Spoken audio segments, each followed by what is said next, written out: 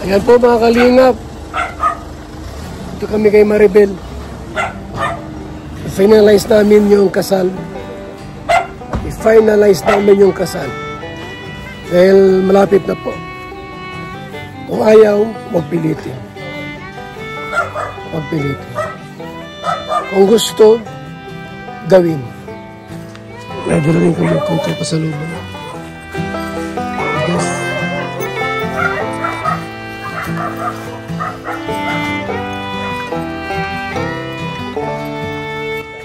Ako po.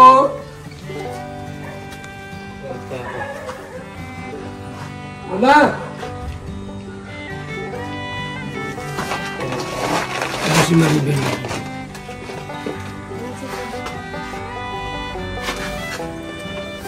Pag ganito pong tahimik, walang ulan, payapa, dating yung gulo. Kasi yung opposite po ng tahimik at payapa, trouble naman talaga. Siguro, trouble sa pera.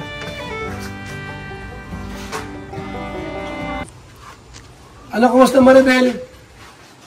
Kasi nanay mo? Wala po, nasa bahay. So, i-finalize namin yung kasal mo kung tuloy kayo ngayong November 29 o hindi, para malaman din namin.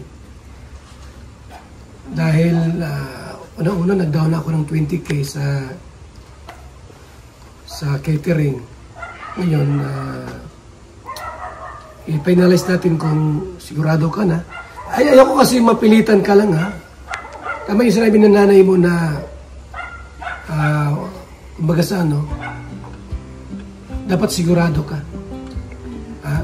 Ano ka kung huwag kang mahiya, huwag kang kung ano yun sa damdamin mo, kung ayaw mo muna, o sabihin mo, malapit na, October na ngayon, next month, November na. Ayaw ko naman yun na kung magasa, no, alanganin ka sa desisyon mo, tapos pipilitin kita, ayaw ko naman ng ganun. Yung nanay mo mismo, ang binabasa ko, gusto ko naman na magkasundo kayong dalawa. Sa akin naman po, okay na po, napag-usapan na po namin na payag na po kami. Pati po yung ano ko po, family ko po, nang invite na rin po kami. Sabi po namin, sabi ko po, magpapakasal na po kami. Okay naman po, payag naman po sila. Yung pagkain natin ay good for 100 person. Ang darating sa tingin ko lang sa kalingap, sabihin na natin kalahati, 50. Tapos ilan yung sa inyo? Hindi ko po alam, konti lang po siguro yung sa amin. Ngayon, may nagsabi sa akin, si Birador, dapat daw dito meron ding handa. Sino ang kakain kung may handa dito? Kung yung mga kamag-anak ay pupunta naman sa transient, doon sila Yan pong hindi makakapunta doon. May maiwan ba dito na kamag-anak mo? Wala naman siguro maiwan na kamag-anak dito. Kasi nandun naman sila lahat. Ngayon kung mayroong maiwan dito, lutuan natin ng mga 10 kilong manok, baboy. Diba? Huwag nang magkatay kasi narinig ko kasi maalaga pa rin kayo ng baboy. Matagal pa yung mag-alaga ng baboy. Mamaya yung baboy mamatay pa yun. Wala na. Kasi itong November 29, nakaplano na, meron na tayong mga ninong at ninang. Actually, may pantumina rin doon. May pantumina rin. Nagawin natin yung ano. Kasi kung dito kasi gagawin, siyempre yung daan. Parking. Yung parking, wala. Baka wala makapunta. Kung sa transient, may catering doon, maaaring may lechon tayo. Ganon. Kung may maiwan dito, hindi mo siguro marami. Dito, tuwa natin ng kahit ilang kilong manok, baboy dito. Ganon. Sige, diretso mo yung ano yung plano. Okay na po. Wala na po kumaan. So, sigurado na. Tuloy na. Yung mga ninong at ninang dito. Tinanggal ko si Berador. Naninong, ayaw mo daw ay. Hindi naman po. Hindi. Ha? Hindi naman. Ay, hindi na. Akala ko. Ayaw ni Maribel. Okay lang kay Mari. Okay lang, ngayon, may singer tayo. Meron. Marke. Automatic yan. Yan. Lahat. Alam mo, pag dito Maribel gawin, magastos pa, magawa ka ng ano dyan. Baka umulan pa po yan. Umulan pa, tapos yung parking. Ang mahalaga dito, yung maikasal kayo. Hindi man yung kung anong mga ginagawa pang mahirap gawin na kumbaga sa ano. Pag dito kasi, mga trabaho, mabahala ka pa niyan. Doon, ngayon, mayroon ka ng susutin. Gown. Salamat kay Susan Vergara. Ngayon, sa mister mo naman, mag-rent na lang tayo ng susutin niya. Yung mga abay, kasi alam mo Maribel, sa totoo lang, hindi na kailangan bonggang kasal kasi may anak ka na eh. Huwag ka na mag-asa na gusto ko sa kasal ko, yung grande, tapos yung mga abay ko, yung mga bata. Dahil may anak ka na maga. At so, kung tutusin nga, di ka na dapat mag-gown eh. Kaya lang, siyempre, ibang kalingap. Ibang kalingap. Ang mahalaga doon, legal ang inyong pagsasama. Ngayon, yung asawa mo,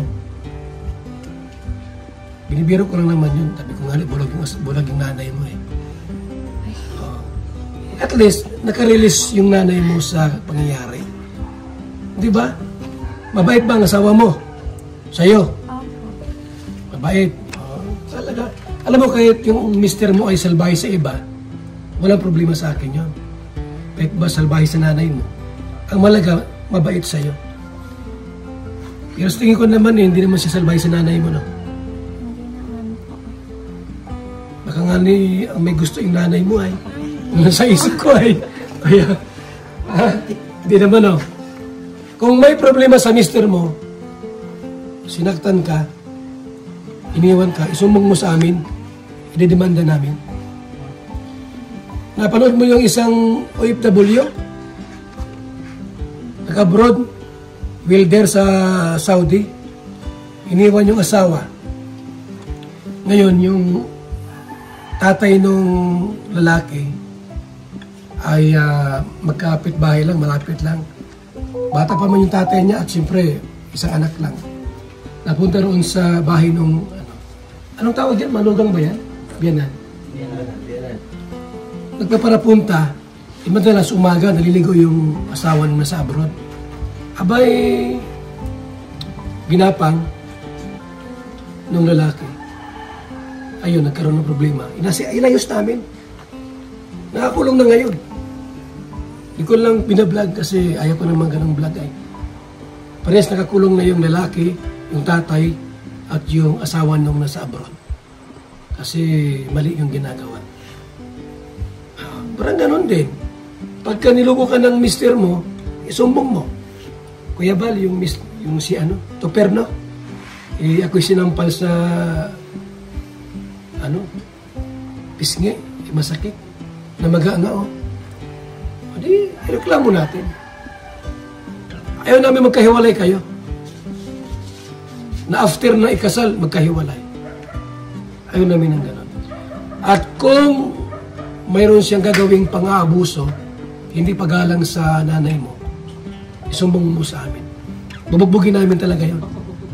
Hindi ka bugbog namin, no? Hindi ka bugbog namin. Papalahin ko yun. Papalahin. So, Maribel, ano ang gusto mong mangyari sa kasal mo? Sabihin mo. Yun, ang gusto ko lang pong mangyari ay maging masaya, mag-attend po yung yung sa side niya, tapos sa side ko po, magkaisa po. Yun lang po. Okay, narinig niyo ha? Ngayon, kung hindi sila umatin, hindi sila makadalo, huwag kang maghinanakit. Alam mo nung kinasal ako, ang umatin sa akin, konti lang. Tatlo lang yung umatin sa akin eh. Tatlo lang ang dumalo. Yung iba hindi na umatin. Hindi na ako naghihinakit sa kanila. Dahil kung wala silang time na umatin, ba't ka naghihinakit? May mga trabaho yung iba. Yung willing lang at available. Mayroon pa bang magulang sa Tuper? Meron po. Ano lang po, mama. Oh, alam na. Alam na po. Saan nakatira yun? Sa Vincent. Magawa tayo ng invitation. Magawa kami, ikaw na magbigay. Ganyan ka namin kamahal. Walang ibang nakagawa ng ganito na pati kasal yung gastos, susuotin mo, pagkain. Kami na lahat, pati mga papers. Ngayon, nasaan yung yung license na galing sa munisipyo? Pwedeng kunin sa Dait or sa Labo. Hindi pa po kami nakapag-asikaso. Yun lang ang sinasabi ko ay dapat asikasuhin nyo kasi November 29 na. Pagka November na, di na ako makagawa. Busy ako. Ma-birthday baga ako niyan. Isa rin sa problema ko yan. Yung birthday na ito. November, birthday niya. Kaya asikasuhin. Pasensya na po ka ba? Nagkasakit po ta ako ngayon. Nung nakaraan po ay nag-ano po ako. Nasaan na yung binalik ko dyan na papel na wala ka dito, naglulog ko lang yan. Nandyan po. Ngayon, maglaan kayo ng isang araw, lakarin nyo dito sa municipal sa Labo. Registrar office yan. Kuha ka ng license ka mo na papel lang naman yun. Dali mo yung kailangan dalhin yung sinumar. Yun lang naman kailangan. Kasi ko pa yan, gagawin ko pa yan yung nyo. Pag nakakuha kayo ng license. Just sa munisipyo ng Labo. Or sa Binsons. Binsons kayo, di ba? O, pwede kayo kumuha doon. Saan naman yan? Ay, sa Vincent po. Oo, kung ron. Binsons kayo. Ay, Okay. sa Vincent na lang po kami makakuha. Ayun. Kasi mas magaan. Oo, mas mabilis. Bago November sana, ay maasikaso mo na yan, ninyo, ni Tuper, para wala na akong iisipin pa na gawin yung papers. Hindi basta-basta ng papers niyan. May gastos din yan, ginastusan ko rin yan. Mga papers na yan. So, kailan nyo asikasuhin yung papel? Sa Lunes.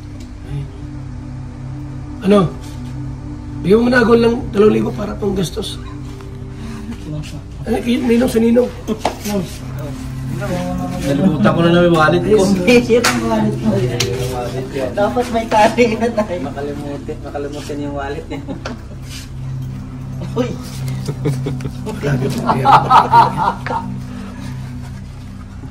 Marami kasing humihingi sa atin. Ginawa kong bangko. Bangko ba ako? Hindi ko bangko. May 500 pa. Maribel ha?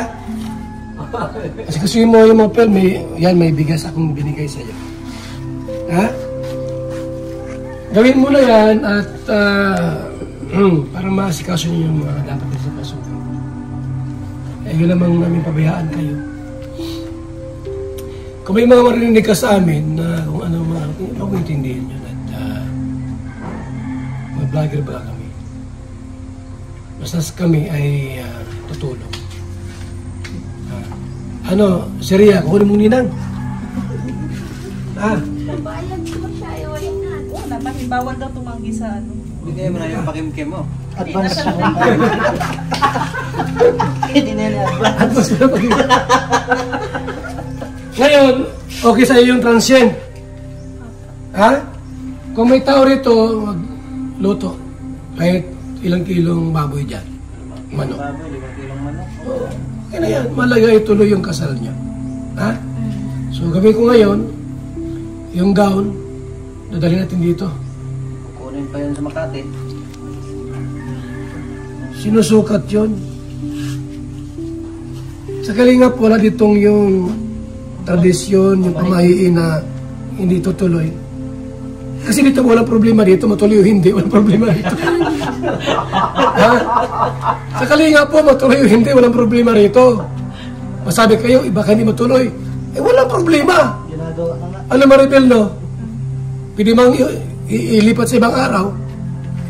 So, sukatin mo yung gang kung kasi sa'yo. O hindi, pero okay na yun. Igaya mo lang, oh. Huwag yung sukat o susutin, igaya mo lang, oh. Ano man yung susutin mo tapos mapapicture ka niya. Igaya mo lang yung, ay, kasi sa akin to. Tama ito. Ito, Per, ay marin tayo dyan sa diet. Marami dyan. Marami dyan mga pwedeng ano. Tapos balat na sapatos. Hindi ka rin siya. Oh, marami dyan. Marami dyan na... So, tuloy na! Attorney! Tuloy na. I-final mo kung ano. Inom. I-sarado mo yung pinto. Yung i-silk mo na yung usapan kung talagang wala nang matrasan. Ito Maribel ha, ito sinabi ko na nung vlog natin. Tuloy na yung kasal. Wala ka nang iisipin, wala ka nang sasabihin. Tuloy na kasi nandiyan na eh. Oh. Yun ang inasabi ko sa iyo na kung ano man yung inagaisipan mo, huwag mo nang isipin. Tapos na eh. Di ba? Ano na, basta tagasikasuhin mo yung mga requirements para naman sa ganun, matuloy na yung kasal. Kapag inaano natin, hindi naman hindi inaasikaso yung kasal, anong mangyayari sa atin, di ba? Kaya yung suggest mo noon sa akin, hindi ko talaga yun in-accept. Hindi ko talaga hindi pwede kasi nga may mga ano na, magbayad na sa... Kaplano na. Oo, kaplano na talaga yun. Ikaw, kung talagang decision to, kung pakasalan mo yung asawa mo, pakasalan mo na. Oo. Sabi ko nga din po, gusto nga rin po niya sana, tapos sabi ko po ay, sayang naman po yung opportunity kung papakancel pa namin. At nag-usap na rin po kami, sabi sa akin eh, ano kaya nyo kung pakancel na muna natin kasi, ano nga, kung ganun nga daw po, ay di, mag-uutang na lang kami ng bawi, ganyan-ganyan, marami pang gasto. Sabi ko, okay naman daw anakin kahit huwag na ditong mag-ano, at sayang naman po anakin. Sabi ko, sinabi ko rin po yung sabi mo na sabi ko ay baka anakin kapag hindi pa natin kapag hindi pa kami pumayag magpakasal ay masaka-saka na lang ulit. Kaya sabi ko ay sige na po. Kasi po pa, tanggal nga po muna nung camera. Pinag-usapan lang kaya hindi. Oo, so wala problema yan. Okay na. Okay na kuya. Okay na. Basta ako ko lang para ano yung mga nakaraan. Oo. Okay na. Okay na. Okay na. Okay. Ha? Deal na yun ha? Ronis, Sigasuhin ninyo. sigasuhin mo na. Dapat, isama mo yung asawa mo. Hindi ikaw lang. Kasama mo yung asawa mo.